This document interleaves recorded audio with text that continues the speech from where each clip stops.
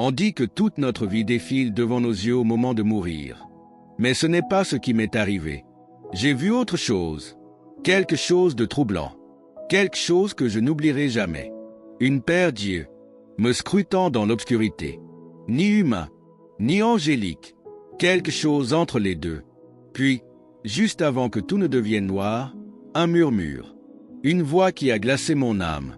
Comprends-tu vraiment ce que tu as fait? Je ne comprenais pas. Pas à ce moment-là. Mais j'étais sur le point de le découvrir.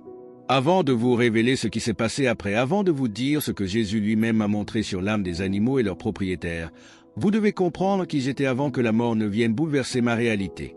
Je m'appelle David Morel. J'ai grandi à Lyon, dans une famille profondément chrétienne. Chez nous, la foi était une évidence. Nous allions à l'église tous les dimanches. À chaque repas, nous prions ensemble, et les versets bibliques étaient récités comme une seconde nature. On ne posait pas de questions. On acceptait les choses telles qu'elles étaient. Et parmi ces choses, il y avait cette vérité immuable. Les animaux n'ont pas d'âme. Les chiens, les chats, les oiseaux, ce ne sont que des compagnons temporaires dans un monde temporaire. C'est ce que je croyais. J'étais un homme de foi, mais une foi contrôlée, bien rangée dans des cases. Je connaissais la Bible, les psaumes, les prières. J'avais une certitude absolue que le paradis existait. Mais il y avait des choses que je ne voyais pas, des vérités que je n'avais jamais envisagées. Et puis, un jour ordinaire, tout a changé. C'était un jeudi soir, un jour comme les autres. Rien d'extraordinaire. Je venais de finir le travail, j'étais épuisé. Sur le chemin du retour, j'ai décidé de m'arrêter dans une brasserie près de la place Bellecour. Un endroit où je venais souvent. J'ai commandé mon plat habituel, un steak frites, accompagné d'un verre de vin rouge. Je mangeais en silence, le regard perdu dans mon téléphone, pensant au week-end qui approchait. Rien d'extraordinaire, rien d'étrange. Je me suis levé, j'ai payé mon addition et je suis sorti. L'air était frais, le ciel teinté d'orange et de violet par le soleil couchant. Et puis, le bruit des pneus, un klaxon assourdissant, un choc violent, une douleur écrasante, brutale, déchirante, dévorante. Puis, plus rien. Pas de lumière, pas d'obscurité, rien. Un vide, un silence terrifiant et sans fin. Je ne flottais pas, je ne tombais pas, je n'existais tout simplement plus. Le temps n'avait plus de sens. Mes pensées n'étaient plus des pensées, seulement des échos, des fragments perdus dans l'infini. Puis, soudain, je n'étais plus seul. C'est alors que je les ai vus, des yeux, me scrutant depuis l'abîme. Ni humains, ni animaux, quelque chose d'autre, quelque chose qui me voyait, qui me connaissait. Et puis, un murmure, une voix, ni menaçante, ni bienveillante, mais chargée d'une vérité que je ne pouvais pas encore comprendre. Comprends-tu vraiment ce que tu as fait? J'ai essayé de répondre, mais je n'avais plus de voix. J'ai voulu bouger, mais je n'avais plus de corps. J'étais seulement une conscience, suspendue entre deux mondes, pris dans quelque chose qui me dépassait. Et puis, tout aussi soudainement, le vide a disparu. Je tombais, pas comme une chute sur un trottoir, pas comme tomber d'une falaise. C'était autre chose. C'était une chute sans fin, sans sol, sans ciel, sans destination. Seulement moi, précipité dans l'inconnu. J'ai voulu crier, mais il n'y avait pas d'air. Ma propre âme se tordait, se déchirait, s'étirait dans un chaos que je ne pouvais pas contrôler. J'étais perdu. Puis, une force m'a saisi.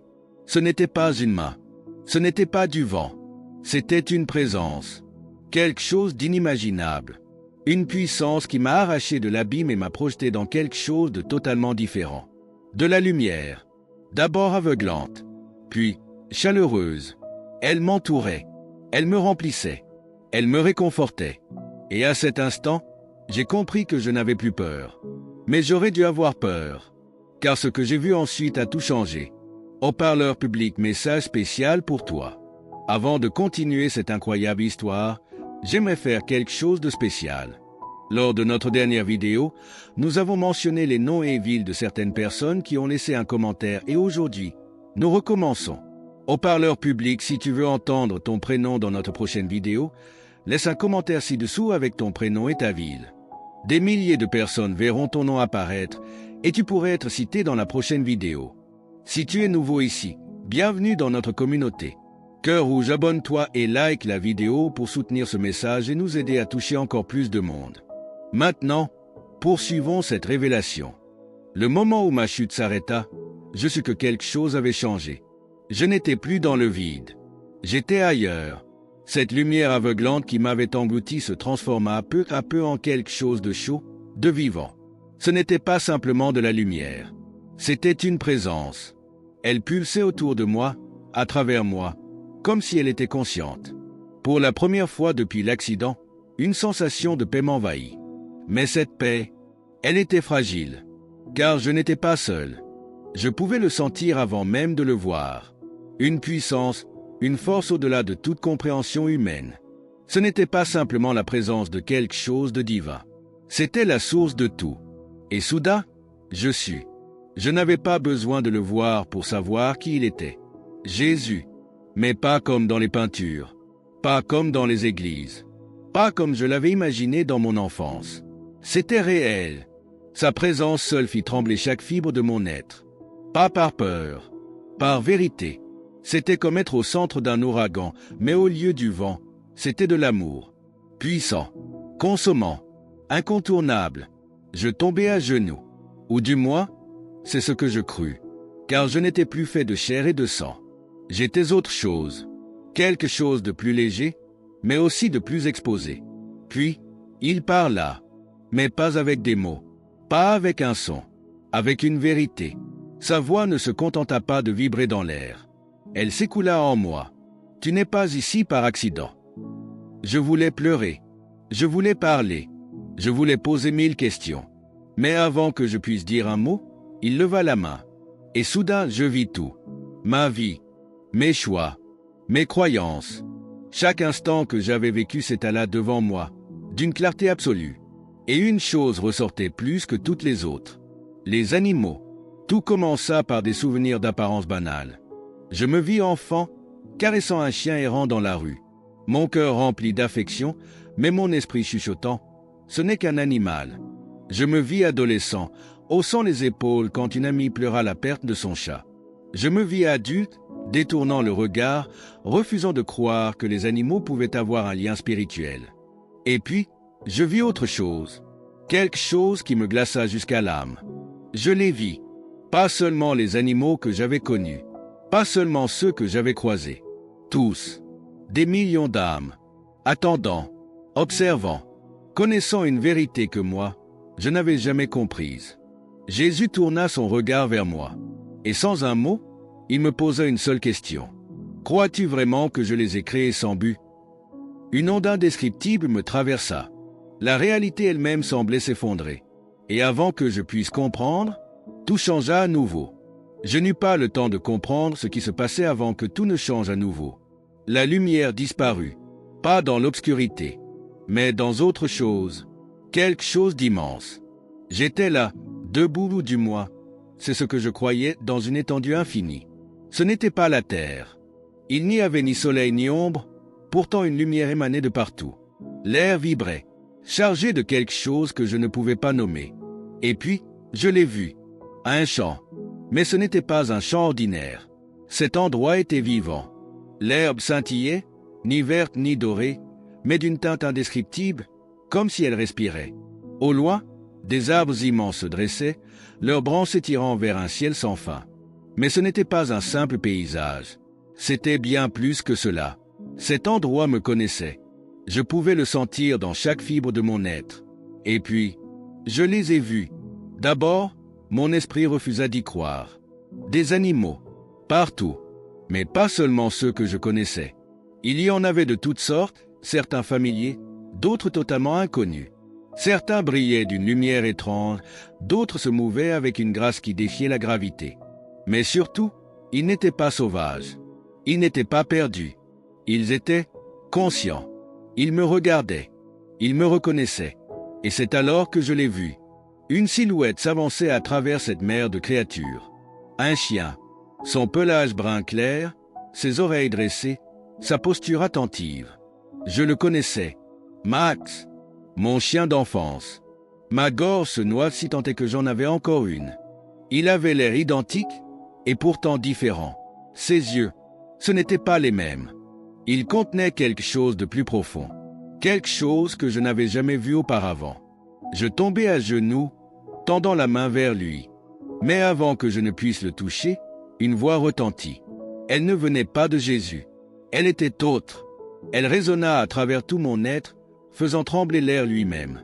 Crois-tu que je les aurais créés sans but? Le sol sous mes pieds pulsait avec la puissance de ces mots. L'air se figea. Les arbres, la lumière, le champ tout entier retenait son souffle. Et à cet instant, une vérité me frappa de plein fouet.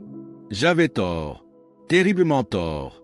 Et avant même que je puisse comprendre l'ampleur de mon erreur, tout changea à nouveau. La voix résonnait encore en moi lorsque tout changea à nouveau. Le champ disparut. L'herbe scintillante, les arbres silencieux, les animaux qui me regardaient, tout s'effaça. À la place, je me trouvais dans un autre lieu. Un endroit immense, au-delà de toute mesure. Le ciel, s'il en existait un, était infini. Il ne s'arrêtait nulle part. Et en son centre, il était là, Jésus. Mais cette fois, je ne ressentais plus seulement sa présence. Il était réel, devant moi. Son regard transperçait l'éternité elle-même. Le voir, c'était voir la vérité. Et à cet instant, je sus. Ce n'était pas seulement mon histoire. Ce n'était pas seulement mon voyage. C'était un message. Jésus leva la main, et soudain, je vis. Pas avec mes yeux, pas avec mon esprit, avec mon âme.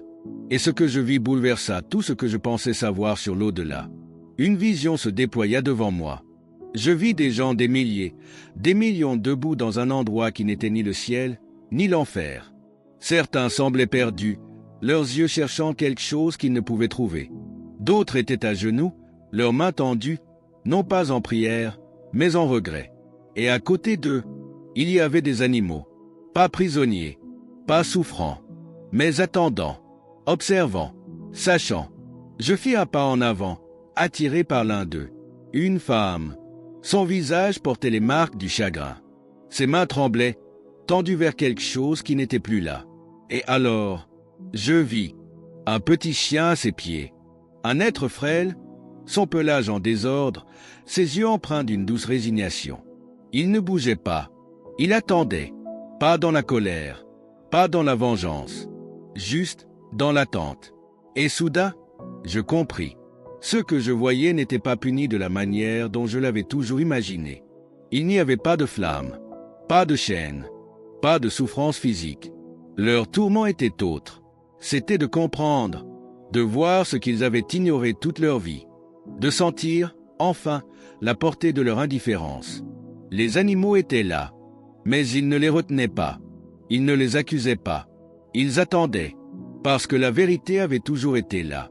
Mais ils ne l'avaient pas vue. Jusqu'à maintenant, la vision s'évanouit. Je haletais, reculant, mon âme tremblante sous le poids de ce que je venais de voir. Et alors, Jésus parla à nouveau. Maintenant, tu comprends. Au parleur public, un message spécial pour toi. Avant que nous poursuivions cette incroyable révélation, j'aimerais faire quelque chose de spécial. Dans notre dernière vidéo, nous avons mentionné le prénom et la ville de certaines personnes qui avaient commenté. Et aujourd'hui, nous recommençons. Bulle, si tu veux entendre ton prénom dans notre prochaine vidéo, laisse un commentaire ci-dessous avec ton prénom et ta ville. Des milliers de personnes verront ton nom et tu pourrais être mentionné dans la prochaine vidéo. Si ce message t'a touché, like cette vidéo et abonne-toi. Cela nous aide à toucher encore plus de gens avec ces témoignages qui changent des vies. Maintenant, continuons. Le poids des paroles de Jésus s'enfonça profondément dans mon âme. Je comprenais maintenant, pas seulement ce que j'avais vu, pas seulement ce que j'avais cru, mais pourquoi j'étais ici. Ce n'était pas qu'une révélation, ce n'était pas qu'un avertissement, c'était un appel. Jésus leva la main une nouvelle fois, et soudain, la vision changea. Je vis autre chose, quelque chose de plus grand, quelque chose de terrifiant. Le monde, pas le paradis, pas l'enfer, le monde tel que nous le connaissons. Je vis des rues animées, des maisons, des familles, des travailleurs, des gens, plongés dans leur routine, absorbés par leurs préoccupations. Ils étaient occupés. Ils ne voyaient rien. Ils ne savaient pas. Ils n'avaient aucune idée de ce qui les attendait après la mort. Puis mon regard se porta ailleurs. Et c'est là que je le vis. La souffrance. Pas seulement celle des humains, mais celle des oubliés. Je vis les animaux, dans des cages, attendant une main qui ne viendrait jamais. Attachés à des chaînes, seuls dans le froid. Laissés sur le bord de la route, affamés et effrayés. Je sentis leur douleur, leur incompréhension, leur silence. Et soudain, je réalisai, j'avais été aveugle. Pas parce que j'étais cruel, pas parce que j'avais fait du mal, mais parce que je n'avais pas voulu voir. J'avais détourné le regard. J'avais cru que les animaux n'étaient que des créatures passagères. Mais Jésus venait de me montrer la vérité. Ils n'étaient pas là par hasard. Ils avaient un but. Et ce que nous faisions pour eux avait de l'importance. Et puis, je compris quelque chose d'encore plus grand. Ce n'était pas seulement une question d'animaux. C'était une question de cœur. De la manière dont nous voyons le monde. De la manière dont nous aimons. De la manière dont nous choisissons d'agir. Puis Jésus me regarda. Son regard était brûlant, mais pas de colère, pas de jugement, d'amour. Maintenant, tu dois choisir. Les mots pénétrèrent mon âme comme une épée. Ce n'était pas suffisant de savoir. Ce n'était pas suffisant de comprendre. Je devais agir. Et alors que cette réalisation s'ancrait en moi, le monde commença à s'effacer. La lumière, la vision, la présence, tout se retirait. Et puis, je tombais à nouveau. Je tombais. Mais cette fois, ce n'était pas comme avant. Ce n'était pas l'abîme. Ce n'était pas le vide. C'était un retour. Je sentais quelque chose m'attirer vers l'arrière, me ramener vers une réalité que j'avais quittée. Puis, la douleur, écrasante, suffocante. Mon corps était lourd, comme enfermé dans une chape de plomb. Mes poumons brûlaient. Un bruit aigu me vrillait les oreilles. Un bip répétitif. Des voix. Des bruits de pas précipités.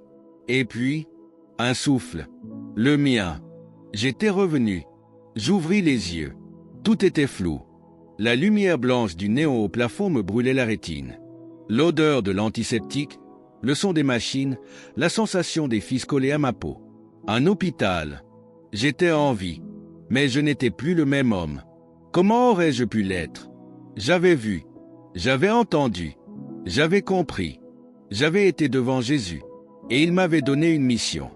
Je voulus bouger, mais la douleur était partout. Mais cela n'avait plus d'importance.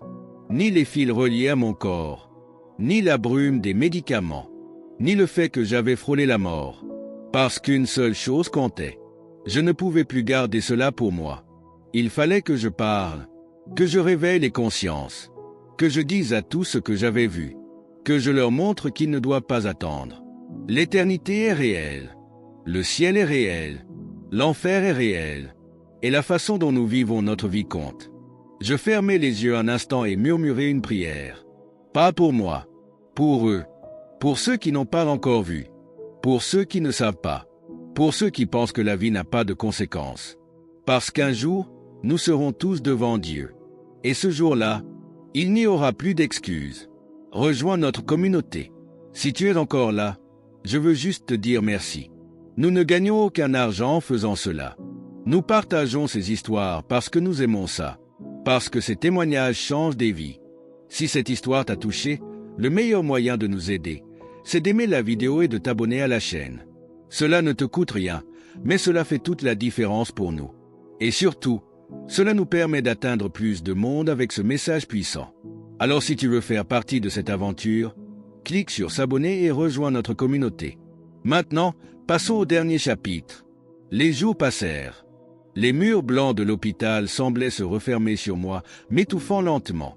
Le bip incessant du moniteur cardiaque, les allées et venues du personnel médical, l'odeur stérile des couloirs. J'étais revenu, mais je n'étais plus le même homme. J'avais vu l'au-delà, j'avais vu Jésus, et j'avais compris. Je repensais sans cesse à ces moments, à la chute dans l'abîme, aux yeux dans l'ombre, à la voix qui m'avait demandé « Comprends-tu vraiment ce que tu as fait ?» Je comprenais maintenant. Je repensais au chant, à cet endroit où les animaux n'étaient pas seulement des bêtes, mais des âmes créées avec un but. Je repensais à l'attente, à ces hommes et ces femmes qui réalisaient trop tard la vérité. Et je repensais à ces paroles si douces et si terribles à la fois. Maintenant, tu dois choisir. Il n'y avait plus de doute possible. Tout ce que nous faisons ici-bas a une conséquence éternelle. Nous passons notre vie à penser à nous-mêmes. Nous ignorons ce qui nous entoure. Nous croyons que l'éternité est quelque chose de lointain. Mais un jour, elle nous frappera de plein fouet. Nous serons tous devant lui. Et il n'y aura plus d'échappatoire. Je regardais par la fenêtre. Le soleil se couchait, teignant le ciel de nuances dorées et pourpres. La vie continuait.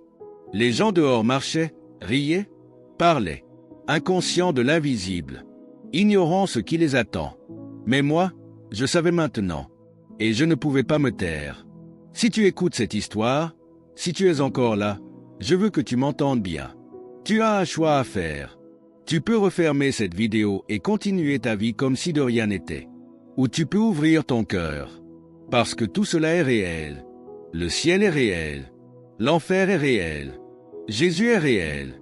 Et la façon dont tu vis ta vie, elle compte. Ce n'est pas seulement une question d'animaux. C'est une question d'âme. De ton âme.